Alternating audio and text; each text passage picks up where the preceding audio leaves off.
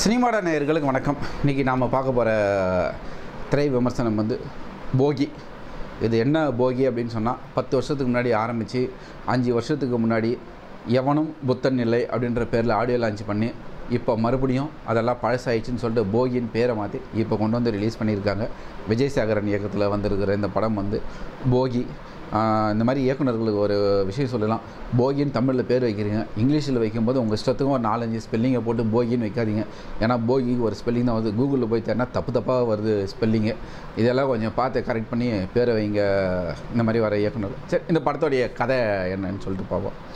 அதாவது இன்றைக்கி இருக்கிற காலகட்டத்தில் இந்த படத்துடைய மைய கருத்து வந்து இதுதான். என்ன அப்படின்னு சொன்னால், இந்த பான் வீடியோஸ் எல்லாம் வருதில்ல, இதை வந்து பெண்களை வந்து இந்த ஸ்பை கேமரா வச்சு அவங்களுக்கு தெரியாமல் அவங்கள எடுக்கிறது, இறந்து போன பெண்கள் வந்து மார்ச்சுவரியில் போய்ட்டு அவங்க கூட வந்து உடலுறவு வச்சு அந்த வீடியோவை எடுத்து வந்து பான் வீடியோவில் போட்டு சம்பாதிக்கிறது, இந்த மாதிரியான விஷயங்கள் நடக்குது. இதை சுற்றி நடக்கிற ஒரு கதையாக தான் இந்த படத்தை வந்து திரைக்கதை அமைச்சிருக்கணும்.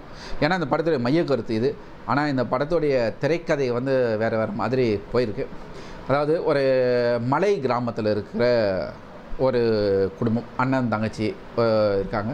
தங்கச்சி வந்து நல்ல ஸ்கூலில் படிக்கிற நல்ல ஒரு பொண்ணு. அந்த தங்கச்சி வந்து சிட்டியில் வந்து மெடிக்கல் காலேஜில் வந்து சேர்க்கறதுக்காக அண்ணன் என்ன பண்ணுற ஊர்லேருந்து இங்கே வராரு. இங்கே வரவர் வந்து தங்கச்சி வந்து அந்த காலேஜோடைய மார்ச்சுவரியில், அந்த மெடிக்கல் காலேஜில் மார்ச்சுவரியில் மொட்டை ராஜேந்திரன் தலைமையில் வந்து இந்த மாதிரி இறந்து போன பெண்கள் கூட உடலுறவு வச்சு அதை வந்து வல்கராக வீடியோ எடுத்து வெளியில் விற்று சம்பாதிக்கிற ஒரு மிகப்பெரிய நெட்வொர்க்காக பண்ணிட்டு இவங்க சுவாசிகா வந்து பார்த்துடுறாங்க. இதை போய் டீன் கிட்ட கம்ப்ளைண்ட் பண்ணுறாங்க. அதனால் சுவாசிகாவை என்ன பண்ணுறாங்க, சுவாசிகாவை கொன்று அவங்கள கொலை பண்ணிடுறாங்க. இதுக்காக அவருடைய அண்ணன் வந்து பழி வாங்குறாரு, அந்த கும்பலை சேர்ந்தவங்கள கொலை பண்ணுறார். இந்த மாதிரி ஒரு சென்சிட்டிவான விஷயத்தை எடுத்த இயக்குனர் இதுக்கு உண்டான ஒரு தெளிவான திரைக்கதை அமைச்சிருக்கிறாருன்னா அமைக்காமல் அதில் வந்து கோட்டை விட்டுறார். இதுக்கு நடுவில் ஒரு காதல், இவங்க சண்டை போது எதுவுமே வந்து ஒரு தெளிவில்லாமல் ஏதோ நடக்குது.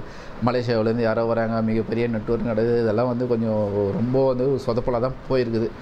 இந்த படத்தை பற்றி நம்ம வேறு என்ன சொல்கிறது, ஒரு தெளிவான திரைக்கதை, அதாவது ஒரு நல்ல கதை கருவை எடுத்து வச்சுக்கிட்டு அது ஒரு தெளிவான திரைக்கதை இல்லாமல் பல வருஷங்களாக போராடி கடைசியில் இந்த மாதிரி கோட்டை விட்டுருக்கிறாருன்னு சொல்லலாம் நம்ம இயக்குனர். இன்னும் நல்லா தெளிவாக பண்ணியிருந்தால் படம் போகி வந்து நிச்சயமாக பிரகாசமாக எரிஞ்சிருக்கும்.